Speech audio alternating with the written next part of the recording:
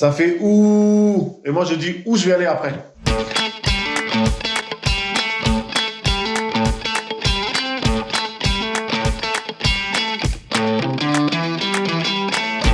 Arbi Madaj, je suis chef d'entreprise. J'ai fondé la société ANC, Prévention de la délinquance.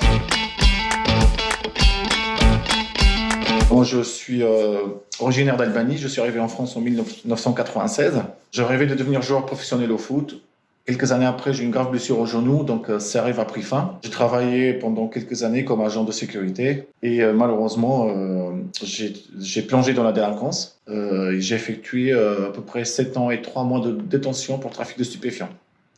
J'étais libéré l'année dernière en plein confinement, manque de chance, le 26 mars.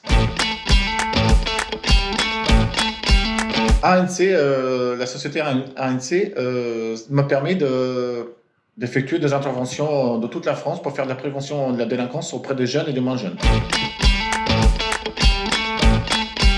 Mon métier que j'ai découvert depuis ma sortie de prison, je suis intervenant auprès des structures qui travaillent avec les jeunes ou les éducateurs spécialisés.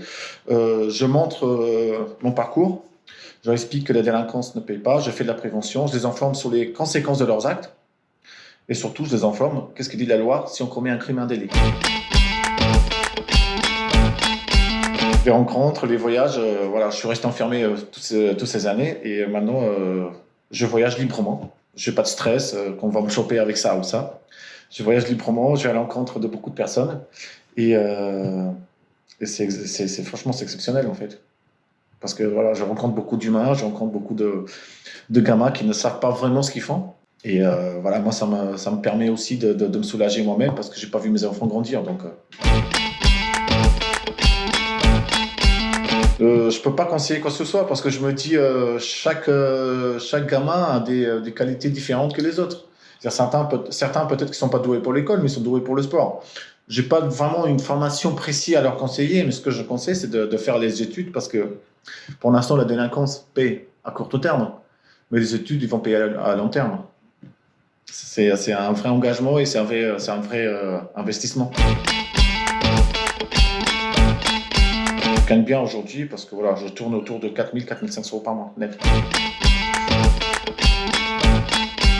Je vais commencer sur un conseil de vie, comme quoi ce sera bien que tout le monde explique aux jeunes ce qui est le bien et ce qui est le mal. C'est facile de le dire, ne fais pas ci, ne fais pas ça, mais si on ne donne pas les vraies informations, ils ne vont pas comprendre. Je vous prends un exemple.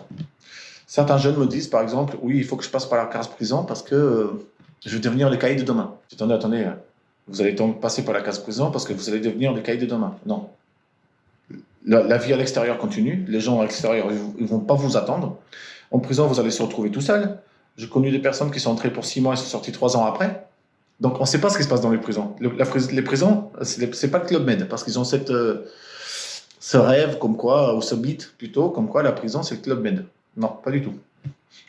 Et surtout, je dis, écoutez les gars, ok, là vous êtes en train de la jouer perso, mais la famille derrière, les mamans qui vont souffrir parce que vous êtes en prison, et toutes ces années de perdu, toutes ces années de gâchis. Et là, ils me disent, oui, peut-être, voilà, oui, c'est vrai, tu as raison. C'est pour ça que je lui dis à chaque fois une prise de conscience immédiate en fait. Et de conseil professionnel, je suis un battant, je suis un têtu. Je voulais créer le jeu, je voulais ouvrir ma société, c'est déjà fait. Donc il faut aller toujours au bout de vos rêves et de vos engagements. Donc si on tente à rien, il n'y a rien. Et si on n'essaye pas, on ne peut pas savoir si ça allait marcher ou pas. Ouais, moi j'ai l'habitude d'être un peu solitaire, oui, on va dire un loup solitaire, un loup. J'aime bien en fait d'avoir ce temps de réflexion, même quand je suis dans la voiture, de réfléchir toujours le coup d'après. Ça fait ouh, et moi je dis où je vais aller après. Le projet de cœur, ça c'est arrivé comme par hasard. J'ai fait une rencontre avec un expert comptable et qui est devenu le cabinet qui gère mes affaires du coup. Je voulais m'associer à une association. Il m'a dit non, l'association tu vas le créer, c'est parce que voilà, tu vas raconter ton histoire. C'est ton histoire maintenant. J'ai dit ok, mais par la suite on a eu une réflexion. Il m'a dit oui, mais on peut faire plus. Il m'a dit on peut ouvrir un centre de formation aussi pour former les détenus pour aller les chercher en prison via cette association. pour participer à l'insertion. Mais moi, il me dit ce que je veux parce que ça lui tient vraiment à cœur. Il me dit, écoute, nous, on ne garantit pas la quantité, mais nous, ce qu'on veut, c'est la qualité. On veut que ces détenus-là, ils ont un projet de sortie, ils seront insérés à 100%. Parce que malheureusement, la problématique actuellement, c'est la réinsertion. Les SPIP, l'administration pénitentiaire, ils font un super travail, mais ils ne peuvent pas insérer tout le monde. Et donc, du coup, c'est né un projet qu'on a communiqué déjà dans la presse.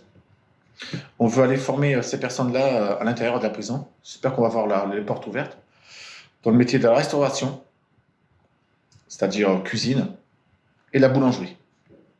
Par la suite, on souhaite ouvrir un restaurant à Rennes pour commencer, pour que ces personnes-là travailleront. Et par la suite, le bouquet final, c'est mon rêve, c'est d'ouvrir un resto dans chaque département où ces personnes-là, ils vont travailler le temps de la conditionnelle. Et par la suite, ils vont devenir des actionnaires. Donc, ils vont avoir une bonne salaire, plus les actions, ils vont bien gagner leur vie. Je pense qu'à partir de là, ils n'auront plus envie de faire la délinquance, au trafiquer ou autre. Donc, ils vont avoir cet engagement moral vis-à-vis de nous, comme quoi ils vont embaucher toujours des anciens détenus que nous, on va former. Voilà le rêve qui commence à... On a posé la première pierre déjà.